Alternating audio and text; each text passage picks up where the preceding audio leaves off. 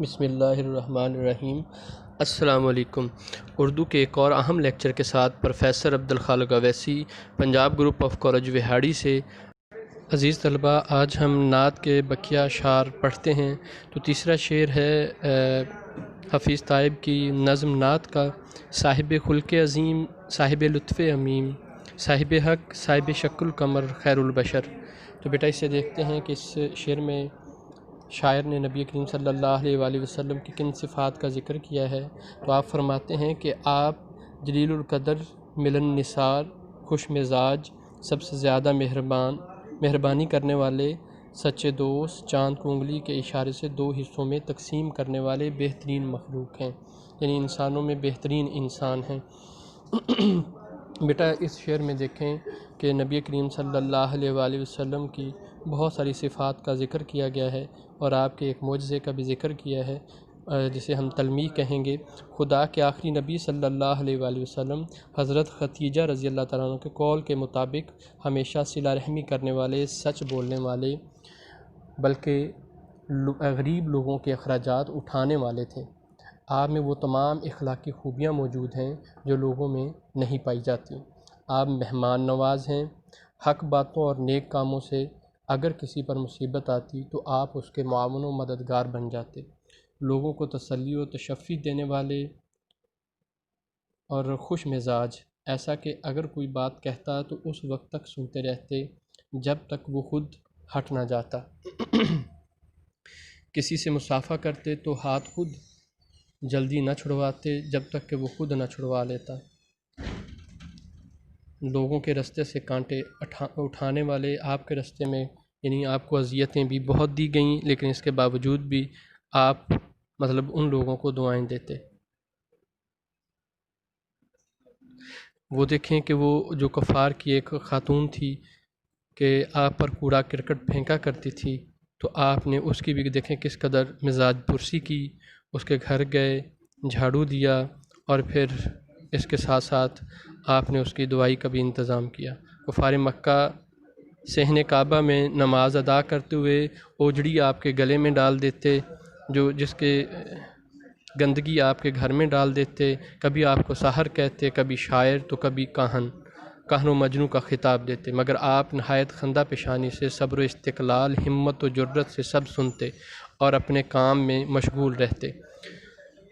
کبھی پلٹ کر نہ کسی سے کچھ کہا، نہ بد دعا دی، یہاں تک کہ اہل مکہ اور طائف کی گستاخیوں کے باوجود انہیں معاف فرما دیا، اور ان پر دسترس حاصل کر کے بھی انہیں کچھ نہ کہا، یعنی انہیں عام معافی کا اعلان فرما دیا۔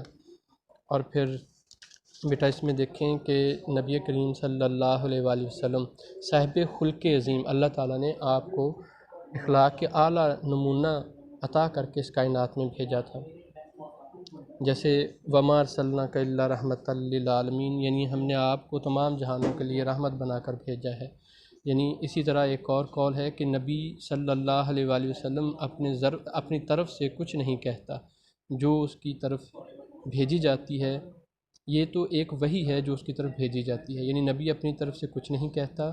یہ تو ایک وحی ہے جو اس کی طرف بھیجی جاتی ہے، یعنی جو قرآن پاک میں یعنی اللہ تعالیٰ کے احکامات ہوتے ہیں اسی کے مطابق پھر وہ لوگوں میں احکامات نافذ کرتے ہیں۔ یہاں پہ بیٹا اخلاق کا اعلیٰ نمونہ، چاہے ہم انسانوں کے ساتھ آپ کا تعلق دیکھ لیں، جانوروں کے ساتھ دیکھ لیں، یعنی اس کائنات کی ایک زیرو کے ساتھ آپ کا تعلق جو تھا وہ بڑا مشفقانہ تھا، یعنی کبھی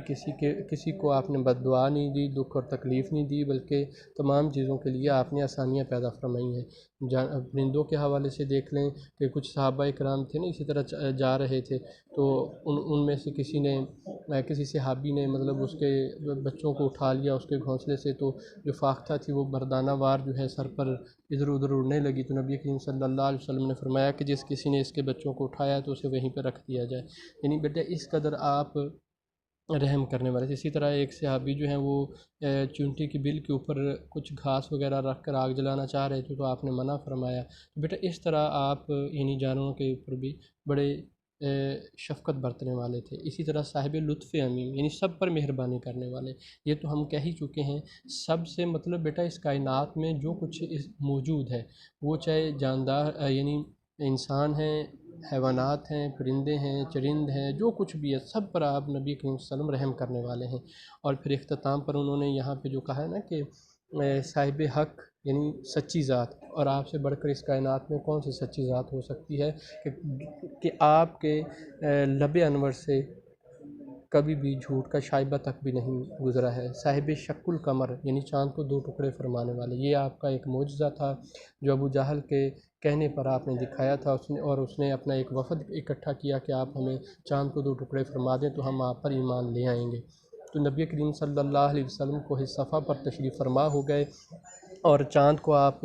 اپنی انگلی کے اشارے سے چاند کو دو ٹکڑوں میں تقسیم فرما دیا، ایک ٹکڑا مشرق میں چلا گیا، ایک ٹکڑا مغرب میں چلا گیا۔ یعنی یہ نہیں تھا کہ وہیں پہ چاند دو ٹکڑے ہوا، بلکہ ایک ٹکڑا مشرق میں چلا گیا، ایک ٹکڑا مغرب میں چلا گیا۔ جب ان لوگوں نے یہ منظر دیکھا تو پھر بھی آپ صلی اللہ علیہ وسلم پر ایمان نہ لے کے آئے، اور بلکہ انہوں نے یہ کہا کہ یہ تو آپ نے ہم پر جادو کر دیا، ہمیں چاند دو ٹکڑوں میں نظر آ رہا ہے، تو ہم اس کی تصدیق کریں گے باہر سے آنے والے لوگوں کی۔ باہر سے پھر قافلے آئے، انہوں نے اور باہر کے لوگوں نے بھی اس کی تصدیق کی کہ ہم نے فلاں رات کو اتنے بجے چاند کو دو ٹکڑوں میں تقسیم دیکھا ہے، لیکن اس کے باوجود بھی وہ لوگ ایمان نہ لے کے آئے، بلکہ برصغیر کے راجا نے تصدیق کے لیے قاصد عرب تک بھیجے کہ نبی یہ معجزہ جو یعنی یہ دیکھنے کے لیے، یعنی آپ صلی اللہ علیہ وسلم کا معجزہ دیکھنے کے لیے کہ کیونکہ مختلف کتابوں میں صحیفوں میں آپ صلی اللہ علیہ وسلم کی آمد اور پھر آپ کے ان معجزات کے متعلق بیان کیا گیا ہے۔ تو بیٹا یہ چیزیں اس میں بیان کی گئی ہیں، تو نبی کریم صلی اللہ علیہ وآلہ وسلم کی ذات اقدس سب سے عظیم ذات تھی۔ تو بیٹا صرف اتنی سی بات نہیں ہے کہ اپنی پوری زندگی میں کبھی کسی کو دکھ تکلیف نہیں دی ہے، کبھی آپ کسی کے لیے پریشانی کا باعث نہیں بنے ہیں، بلکہ کیا تھا کہ شفیق ہی شفیق تھے، محبت ہی محبت بکھیری ہے۔ تو یہ چیزیں بیٹا اس شعر میں بیان کی جا سکتی ہیں۔ اب شعر نمبر 4 کے لیے حوالہ جات آپ لوگ لکھ لیں۔ سلام اس پر جس نے چاند کو دو ٹکڑے فرمایا، سلام اس پر کہ جس کے جسم اطہر کا نہ تھا سایہ۔ آپ کا قول و عمل تفسیر ہے قرآن کی، آپ کا قول و عمل تفسیر ہے قرآن کی، اتباع مصطفیٰ معراج ہے انسان کی۔ 2 اشعار اس میں لکھے جا سکتے ہیں، اس کے علاوہ بھی آپ کو اتنے اشعار لکھوائے ہیں، ان میں سے بھی آپ لوگ لکھ سکتے ہیں۔ اب 5ویں شعر کی طرف ہم آتے ہیں۔ کارزار دہر میں وجہ ظفر وجہ سکون، عرش محشر میں وجہ درگزر خیر البشر۔ تو اب اس شعر میں دیکھتے ہیں کہ شاعر کیا بیان کرتے ہیں۔ کارزار دہر یعنی جنگ کے میدان میں، یعنی مطلب کہ اس دنیا میں، وجہ ظفر کامیابی و کامرانی کا، اور سکون کی وجہ۔ بیٹا اس میں دیکھیں کہ نبی کریم صلی اللہ علیہ وآلہ وسلم چاہے یہ جہان ہے چاہے آنے والا جہان ہے، دونوں کے لیے آپ کامیابی اور کامرانی عطا کرنے والے ہیں۔ یعنی جو بندہ نبی کریم صلی اللہ علیہ وسلم کے اسوہ حسنہ پر چلنا شروع کر دیتا ہے، اس کے لیے نہ صرف اس کائنات میں بلکہ آنے والی کائنات میں بھی کامیابیاں ہیں۔ اور سب سے بڑی بات یہ ہے کہ دیکھیں کہ نبی کریم صلی اللہ علیہ وآلہ وسلم کی ذات اقدس ایک بیٹا عظیم ذات تھی، جس نے مطلب ہمیں زندگی گزارنے کا ایک مکمل کہہ لیں کہ راستہ دکھلا دیا ہے۔ لیکن اب اگر ہم اب اس کائنات میں دیکھتے ہیں تو کس قدر دنیا پریشان ہے اپنی زندگی کے حوالے سے۔ اگر وہ یہ جو دنیا ہے، انسان ہے دنیا کے، تو وہ اگر نبی کریم صلی اللہ علیہ وسلم کے اسوہ حسنہ پر عمل کرنا شروع کر دیں تو اسی میں ہماری کامیابی ہے۔ پھر عرصہ محشر میں وجہ درگزر، یعنی قیامت کے روز آپ ہمارے لیے یعنی کہ درگزر فرمائیں گے، خیر البشر یعنی انسانوں میں سب سے عظیم انسان۔ بیٹا دیکھیں کہ جب قیامت کے روز ایک حشر برپا ہوگا تو پھر کیا ہوگا کہ ساری کائنات کے انسان ایک میدان میں جمع ہو جائیں گے، افراتفری کا عالم ہوگا، ہر نبی کی امتی ان کے پاس بخشش کے لیے انہیں پکار رہے ہوں گے، کسی کی کہیں سنوائی نہ ہوگی، ہاتھ پاؤں انسان کے خلاف گواہی دے رہے ہوں گے۔ تب خدائے واحد کی اجازت سے نبی مکرم صلی اللہ علیہ وآلہ وسلم حضرت آدم علیہ السلام کے پاس جائیں گے سب سے پہلے کہ آپ ہمارے جد امجد ہیں، آپ ہمارے لیے کچھ یعنی کہ اللہ تعالیٰ کی بارگاہ اقدس سے معافی طلب کریں۔ تو نبی کریم حضرت آدم علیہ السلام فرمائیں گے کہ اللہ تعالیٰ کی ذات اقدس نے مجھے یہ حکم فرمایا تھا کہ مطلب اس درخت کے قریب نہیں جانا، مجھے وہاں سے حکم عدولی ہوئی تھی جس وجہ سے میں آپ نبی کریم صلی اللہ علیہ وآلہ وسلم اور یعنی کہ امت کے لیے یا آپ کے کہہ لیں کہ جتنے بھی کائنات کے لوگ ہیں ان کے لیے کچھ نہیں کر سکتا ہوں۔ پھر آپ اس کے بعد حضرت نوح علیہ السلام کے پاس جائیں گے، کیونکہ انہیں آدم ثانی کہا جاتا ہے، تو حضرت نوح علیہ السلام سے جواب ملے گا کہ میں کیسے شفاعت کے لیے دربار خداوندی میں حاضر ہو سکتا ہوں، کیونکہ میری دعا کی وجہ سے ہی تو تمام دنیا پانی میں غرق ہوئی تھی۔ آپ حضرت ابراہیم کے پاس جائیں گے، آپ حسب ارشاد حضرت ابراہیم خلیل اللہ سے جا کر کہیں گے تو وہ عذر کریں گے کہ میں نمرود کے ڈر سے نہیں جا سکتا کہ میری وجہ سے اس کا لشکر مچھروں نے تباہ کیا، وہ میرے خلاف دعویٰ دائر کرے گا۔ آپ حضرت موسیٰ علیہ السلام کے پاس جائیں گے، پس آپ حضرت موسیٰ علیہ السلام سے مدد چاہیں گے تو وہ کہیں گے کہ فرعون نے تو مرتے وقت دہائی دی تھی کہ اے موسیٰ میں تیرے رب پر ایمان لایا، مجھے بچا لے، اب میں کس منہ سے خدائے واحد کے حضور حاضر ہوں۔ پھر آپ صلی اللہ علیہ وسلم حضرت عیسیٰ علیہ السلام کے پاس جائیں گے تو حضرت عیسیٰ علیہ السلام کہیں گے کہ میں تو اپنے خالق مالک سے بہت شرمندہ ہوں کہ میری امت مجھے خدا کا بیٹا کہتی تھی۔ بس آپ ہر طرف سے جب یہ اس طرح کے جوابات سنیں گے تو پھر خداوند باری تعالیٰ کی بارگاہ میں حاضر ہوں گے اور پھر اپنی امت کے غم میں سجدہ ریز ہو جائیں گے، اور پھر آپ سجدے میں رہیں گے تو خدا اللہ تعالیٰ کی ذات اقدس پھر اپنے محبوب سے فرمائیں گے کہ اے محبوب اپنا چہرہ اقدس اوپر اٹھاؤ، تو آپ فرمائیں گے اے میرے خدا میری امت، تو آپ پھر اللہ تعالیٰ کی ذات اقدس فرمائیں گے کہ اے پیارے محبوب اپنا چہرہ اقدس تو اوپر اٹھاؤ، تو آپ فرمائیں گے کہ امت، یعنی پھر تیسری مرتبہ اللہ تعالیٰ فرمائیں گے کہ اے محبوب تیری امت بخش دی۔ پھر یہ کہا جاتا ہے کہ جس کا ایک تنکے کے برابر بھی یعنی کہ نیک عمل ہوگا تو اس کو بھی اللہ تعالیٰ جنت میں بھیج دیں گے، اور پھر اللہ تعالیٰ فرمائیں گے اے پیارے محبوب تو اور تیری پوری امت جنت کے یعنی بہشت میں جلوہ فروز ہو جائے۔ پھر آپ بس یہ سب خوش ہو جائیں گے، جس نے ذرہ برابر بھی نیکی کی ہوگی وہ بھی جنت میں چلا جائے گا۔ تو بیٹا یہی ایک چیز ہے کہ نبی کریم صلی اللہ علیہ وسلم نے کہا نا کہ خیر البشر یعنی انسانوں میں بہترین، اسی وجہ سے تو آپ عظیم ہیں کہ آپ تمام لوگوں کی پھر وہاں پہ بخشش فرمائیں گے۔ بیٹا اس میں یہ چیزیں بیان کی جا سکتی ہیں اس شعر میں، تو آپ نے ان چیزوں کو اس میں لکھنا ہے۔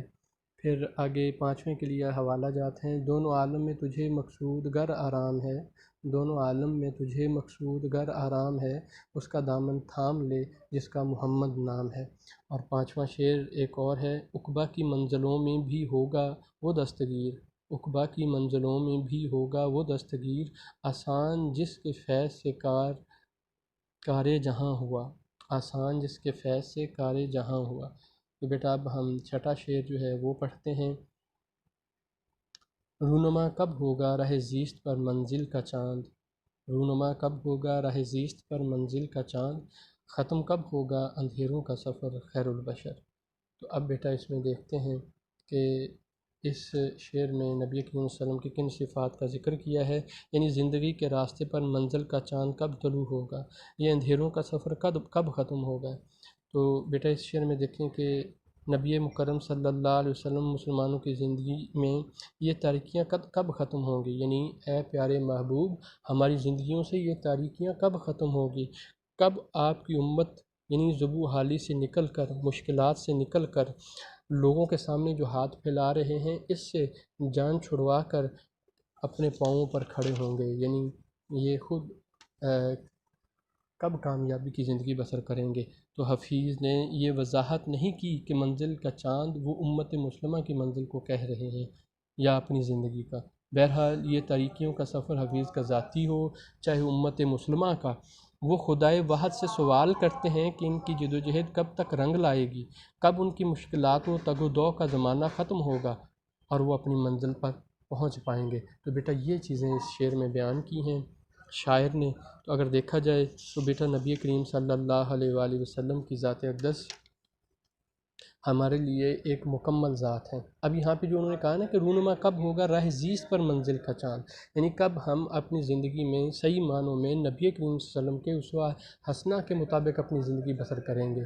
ٹھیک ہے نا بیٹا۔ اب دیکھیں کہ یہ کام آسان کام نہیں ہے کہ نبی کریم صلی اللہ علیہ وسلم کے اسوہ حسنہ یعنی مکمل زندگی کے مطابق اپنی زندگی کو ڈھالنا، کیونکہ یہ قدم قدم پر انسان کو مختلف لوگوں سے واسطہ پڑتا ہے، جھوٹے لوگوں سے بھی واسطہ پڑتا ہے، یعنی وعدہ خلافی کرنے والے لوگوں سے بھی واسطہ پڑتا ہے، نہ جانے کیسے کیسے لوگوں سے واسطہ پڑتا ہے۔ تو لہٰذا یعنی وہ والے کام کرنا انسان کے لیے بہت مشکل ہیں جو نبی کریم صلی اللہ علیہ وسلم نے کیے ہیں، لیکن جو بندہ اپنی زندگی کو مکمل طور پر نبی کریم صلی اللہ علیہ وسلم کے احکامات کے مطابق ڈھال لیتا ہے تو پھر اس کے لیے کامیابی ہی کامیابی ہے۔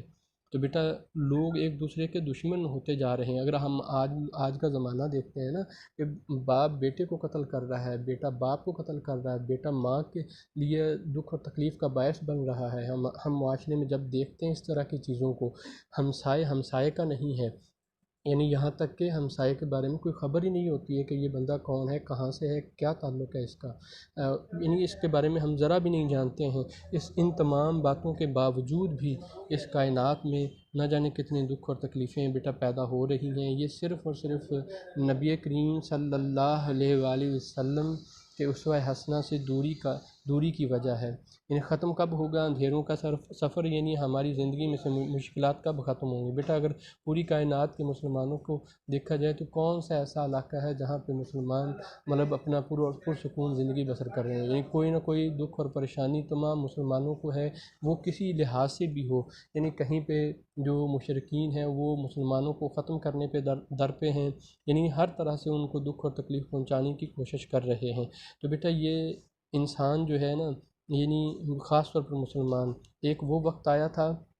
کہ مسلمان ترقی کی زندگی بسر کر رہے تھے، لیکن اب کیا ہے کہ وہ تباہی اور بربادی کی زندگی بسر کر رہے ہیں۔ اور اسی طرح جب ہم دیکھتے ہیں، لیکن بیٹا آج کا انسان شعور اور آگاہی، تہذیب و معاشرتی ترقی کے باوجود کیا ہے کہ اخلاق نام کی کوئی چیز نہیں دیکھتے ہیں۔ استاد کی شاگرد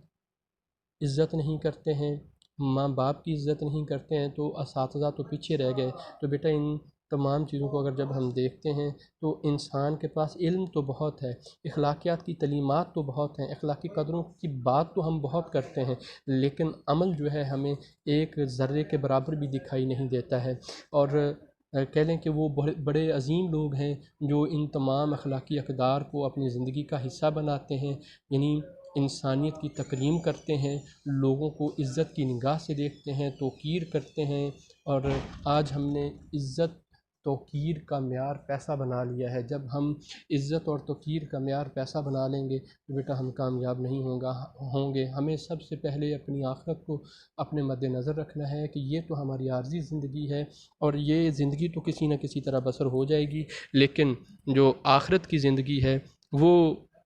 انسان کے لیے پھر یعنی اس دنیا میں رہ کر انسان کو اپنی آخرت کی زندگی کے بارے میں سوچنا چاہیے، کیونکہ یہ زندگی تو کسی نہ کسی طرح انسان بسر کر لیتا ہے، یعنی مختصر سی زندگی ہے، تو اصل زندگی تو آنے والی زندگی ہے۔ اگر آنے والی زندگی میں انسان یعنی وہ اذیتیں کبھی بھی انسان برداشت نہیں کر سکتا ہے جو آنے والی زندگی میں ہے، تو بیٹا انسان کی زندگی یہ والی اگر اسلام کے قوانین کے مطابق ہوگی، نبی کریم صلی اللہ علیہ وسلم کے اسوہ حسنہ کے مطابق ہوگی، تو شاعر جو ہے، جو ہمارا خیال ہے وہ یہی ہے کہ شاعر نبی کریم صلی اللہ علیہ وآلہ وسلم سے اس بات کا یعنی کہ خواہش کر رہا ہے کہ اے پیارے محبوب، میری زندگی کب سیدھے رستے پر چلے گی، اور میری زندگی سے کب گناہوں کا سفر ختم ہوگا اور میں نیکی کی طرف نکلوں گا۔ بیٹا یہاں پہ خیر البشر کا لفظ استعمال کیا ہے، تو بیٹا خیر البشر نبی کریم صلی اللہ علیہ وسلم کی ذات اقدس کو ایسے نہیں کہہ دیا گیا ہے، بلکہ دیکھیں کہ آپ انبیاء اکرام کے سردار ہیں، اور آپ کو اللہ تعالیٰ نے برگزیدہ بنا کر اور اپنی رسالت کے لیے چن لیا تھا، اور آپ صلی اللہ علیہ وسلم اللہ تعالیٰ کے یعنی اکثر ہم کلام رہتے تھے، یعنی وحی کا جو سلسلہ تھا وہ چلتا رہتا تھا، اور آپ نبی کریم صلی اللہ علیہ وسلم اپنی طرف سے کچھ نہیں کہتے تھے صحابہ اکرام کو، بلکہ اللہ تعالیٰ کے احکامات کے مطابق صحابہ اکرام کو حکم دیا کرتے تھے، یعنی آپ کی حدیث مبارکہ جو ہیں، آپ صلی اللہ علیہ وسلم ہر وقت اللہ کی نگاہوں میں تھے۔ آپ ویسے تو نگاہوں میں تو ہر ایک انسان ہے، یعنی آپ صلی اللہ علیہ وسلم خود خالق کائنات انتظار کرتا ہے، جب ہم سب اللہ کی رحمت کا انتظار کرتے ہیں۔ آپ صلی اللہ علیہ وسلم کے حسن پر خود حسن آفریں نازاں تھا، اور کائنات کے جملہ حسین مل کر بھی ان کے مقابلے میں نہیں آ سکتے تھے، یعنی کائنات کے بیٹا جتنے حسین و جمیل لوگ جو ہیں نبی کریم صلی اللہ علیہ وسلم کا مقابلہ نہیں کر سکتے، خود اللہ تعالیٰ کی ذات ہے جس کو آپ کے حسن پر رشک تھا۔ آپ صلی اللہ علیہ وسلم تمام انبیاء کے اوصاف کا مجموعہ تھا، یعنی جو انبیاء کرام مختلف خوبیاں لے کر آتے تھے، آپ میں وہ ساری کی ساری خوبیاں موجود تھیں۔ اور بیٹا یہ آپ صلی اللہ علیہ وسلم انسانوں میں سب سے عظیم انسان ایسے نہیں ہیں، آپ کے در اقدس کو دیکھنے کے لیے بھی ہمت مطلوب ہے۔ رخ انور تو بڑے نصیب کی بات ہے۔ جیسے آپ صلی اللہ علیہ وسلم مسجد میں اب تک اونچی آواز سے بات کرنا منع ہے، یعنی آپ صلی اللہ علیہ وسلم کی مسجد میں اونچی آواز سے بات کرنا منع ہے۔ آپ صلی اللہ علیہ وسلم جس جگہ آرام فرما ہوئے وہ جگہ ریاض الجنت بن گئی۔ آپ صلی اللہ علیہ وسلم نے جس قبرستان میں دعا مانگی وہ جنت قرار پایا۔ آپ صلی اللہ علیہ وسلم مسجد کی ایک نماز، یعنی آپ کی مسجد کی ایک نماز 50,000 نمازوں کے برابر ٹھہری۔ آپ صلی اللہ علیہ وسلم کی اداؤں کو اللہ تعالیٰ نے قرآن کے الفاظ بنا دیے۔ آپ صلی اللہ علیہ وسلم آسمان کی طرف دیکھتے تو قبلہ بدل جاتا ہے۔ آپ صلی اللہ علیہ وسلم تمام نبیوں کی امامت فرمائی۔ آپ صلی اللہ علیہ وسلم ایک ایسا آفتاب تھے جس نے کائنات کی ظلمتوں کو اجالے میں بدل دیا۔ آپ صلی اللہ علیہ وسلم کو پتھر سلام کرتے اور پہاڑ آپ صلی اللہ علیہ وسلم سے محبت کرتے۔ آپ صلی اللہ علیہ وسلم کی سواری کی رکاب تھامنے کے لیے فرشتوں کا سردار مامور تھا۔ آپ صلی اللہ علیہ وسلم مسکراتے تو چمنستان کی کلیاں کھلنا شروع کر دیتی، پہاڑوں نے سر بلندی پائی، یعنی آپ صلی اللہ علیہ وسلم کی ذات اقدس کی وجہ سے زمین کو عرش بنا دیا، اور پرواز کی تو ستارے گرد راہ بن کر رہ گئے، ان ستاروں سے بھی آگے نبی کریم صلی اللہ علیہ وسلم پہنچ گئے۔ اس وجہ سے آپ خیر البشر ہیں، انسانوں میں بہترین انسان ہیں۔ تو بیٹا یہ چیزیں اس میں بیان کی جا سکتی ہیں چھٹے شعر میں۔ اب ہم اس کے حوالہ جات آپ لوگوں کو لکھواتے ہیں، یعنی جیسے ایک اور یہاں پہ ارشاد باری تعالیٰ ہے کہ اور ان قریب تیرا رب تجھے اتنا عطا کرے گا کہ تو راضی ہو جائے گا۔ اب چھٹے کے لیے حوالہ جات۔ اے خاصہ خسان رسول وقت دعا ہے، اے خاصہ خسان رسول وقت دعا ہے، امت پہ تیری یا کے عجب وقت پڑا ہے۔ فریاد ہے اے کشتی امت کے نگہباں، بیڑا یہ تباہی کے قریب آن لگا ہے۔ فریاد ہے اے کشتی امت کے نگہباں، بیڑا یہ تباہی کے قریب آن لگا ہے۔ تو اب ہم 7ویں شعر کی طرف چلتے ہیں کہ اس میں دیکھتے ہیں کہ نبی کریم صلی اللہ علیہ وسلم کے کن اوصاف کا تذکرہ کیا ہے کہ کب ملے گا ملت بیضا کو پھر اوج کمال، کب ملے گا ملت بیضا کو پھر اوج کمال، کب شب حالات کی ہوگی سحر خیر البشر۔ بیٹا اس میں دیکھیں کہ کب ملے گا ملت بیضا کو، یعنی روشن ملت کو، روشن قوم کو پھر اوج کمال یعنی عروج۔ بیٹا ایک وہ وقت تھا کہ مسلمان اس کائنات میں یعنی اس دنیا میں آدھی سے زیادہ دنیا پر حکومت کر رہے تھے، لیکن پھر کیا ہوا کہ کچھ اپنوں لوگوں کی ناکامیوں کی وجہ سے، یعنی غلط حکومت کی وجہ سے یا ان کی نااہلی کی وجہ سے، پھر مسلمان جو ہیں تباہ و بربادی کا، ذبح و حالی کا شکار ہوئے۔ جیسے حفیظ طائب نے بیٹا یعنی یہاں پہ شاعر نے یہ کہا کہ اے نبی مکرم صلی اللہ علیہ وسلم،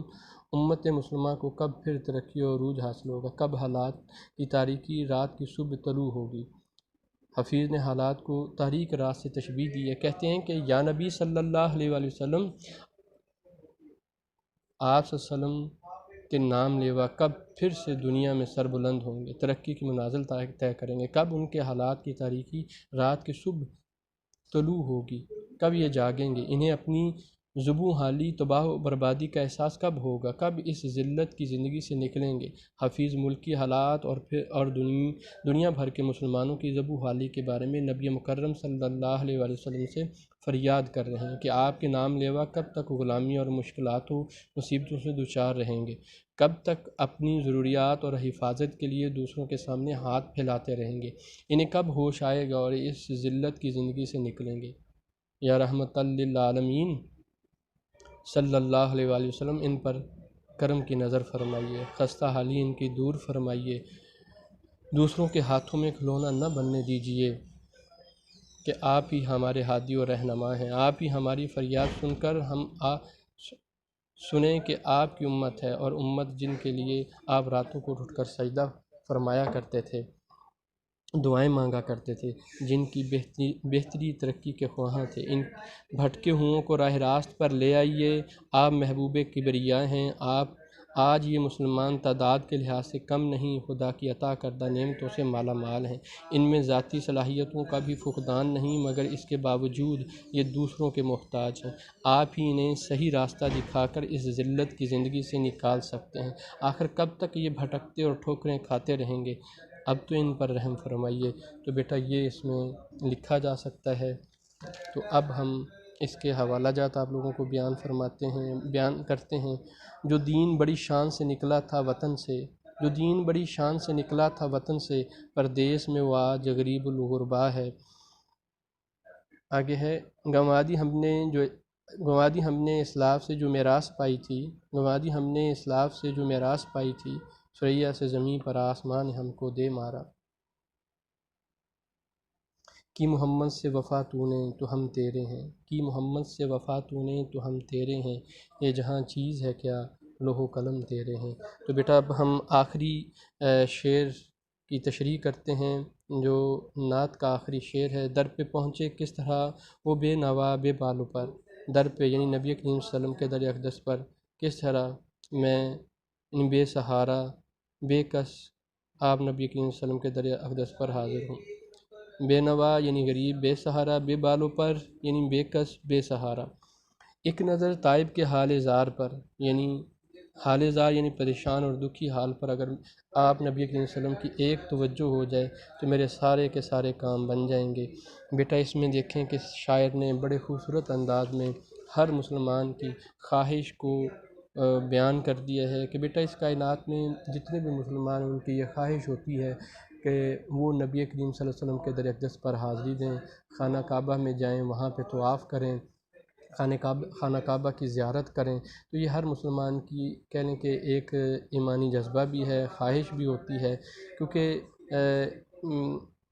یعنی یہ کہا جاتا ہے نا کہ جب تم سے کائنات میں یعنی اپنی جانوں پر جب تم ظلم کر بیٹھو تو پھر کیا کرنا، نبی کریم صلی اللہ علیہ وسلم کی بارگاہ اقدس میں یعنی نبی کریم صلی اللہ علیہ وسلم کے در اقدس پر چلے آنا۔ تو وہاں پہ جب انسان جائے گا تو وہاں پہ جا کے مغفرت طلب کرے کہ اے پیارے محبوب مجھ سے کچھ گناہ سرزد ہو گئے، مجھ سے کچھ غلطیاں ہو گئی ہیں، تیری ہی ذات ایسی ذات ہے جو مجھے ان گناہوں سے بخشش عطا کروا سکتی ہے، مجھے معافی عطا کروا سکتی ہے۔ تو بیٹا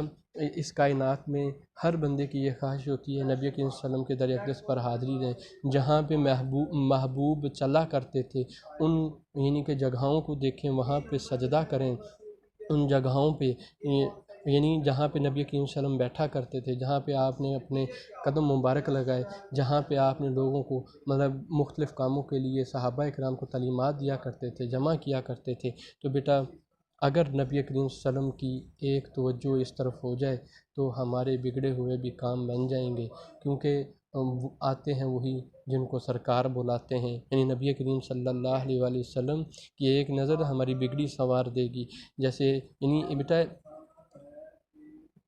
یعنی اے مخلوقات میں سب سے بہترین انسان، ایک نظر مجھ تباہ و خستہ حال پر بھی ڈالیے، میری بے بسی و بے کسی ختم کیجئے، میں بے سر و سامان بے یار و مددگار اکیلا آپ کے در تک نہیں پہنچ سکتا ہوں۔ جو اختتام پر کہا نا بے بالوں پر، یعنی بال مطلب میرے خیال میں یعنی کہ بے کس و بے معنوں میں بے سہاروں میں مطلب لیا گیا ہے کہ میرے پاس نہ تو میرے پر ہیں اور نہ ہی میں اتنی جرأت اور ہمت رکھتا ہوں کہ آپ کے در اقدس پر پہنچ سکوں، تیری ہی ذات مجھے سہارا دے گی اور میں وہاں پہ پہنچ جاؤں گا۔ تو بیٹا میں بے سر و سامان بے یار و مددگار اکیلا آپ کے در اقدس پر کیسے پہنچوں؟ آپ ہی مجھے اکیلے کے مددگار ہیں، مدد کیجئے اور میری بے سر و سامانی کو ختم کیجئے اور اس کو سامان عطا کیجئے۔ آپ کی نظر کرم سے میری بگڑی سنور سکتی ہے۔ میری آرزو ہے کہ میں آپ کے در اقدس پر حاضر ہو کر اپنے دکھوں اور اپنے غموں کا بوجھ ہلکا کروں۔ آپ سب کی سنتے ہیں، میری بھی سن لیجئے اور مجھے اپنے در پر بلا لیجئے۔ جیسے بیٹا میں نے یہ کہا ہے نا کہ ہر مسلمان کی یہ خواہش ہوتی ہے کہ وہ در اقدس پر یعنی نبی کریم صلی اللہ علیہ وسلم کے در اقدس پر حاضری دے اور اپنے گناہوں کی وہاں پہ بخشش کروائے۔ تو بیٹا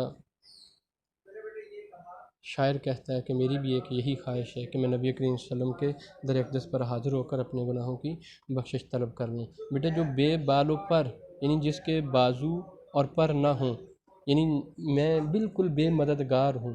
جس کا کوئی رفیق نہ ہو، تنہا ہو، اکیلا ہو۔ تو یہاں پہ شاعر نے انہی باتوں کا تذکرہ کیا، میں تو تنہا ہوں، اکیلا ہوں، میرا تو کوئی سہارا نہیں ہے، سہارا ہے تو اللہ تعالیٰ کی ذات اقدس کا ہے۔ آپ نبی کریم صلی اللہ علیہ وسلم کی ایک توجہ میری ذات پر ہو جائے تو میرے سارے کام بگڑے ہوئے بن جائیں گے۔ تو یہ بیٹا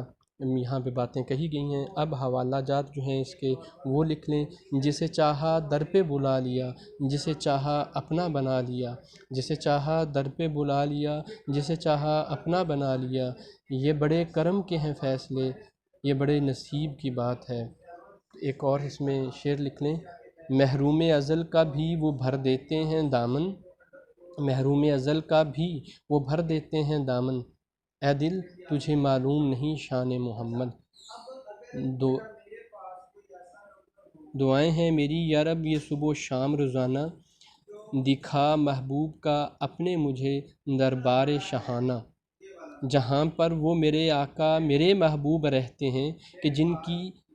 یاد نے مجھ کو بنا ڈالا ہے دیوانہ۔ تو بیٹا یہ اشعار اس میں لکھے جا سکتے ہیں، اور آپ کی یہ نظم بھی مکمل، اس کا خلاصہ اور اس کے اشعار کی تشریح آپ نے اچھی طرح تیار کرنی ہے۔ اور اللہ حافظ، انشاءاللہ ایک اور لیکچر کے ساتھ آپ کی خدمت میں حاضر ہوں گے۔ والسلام۔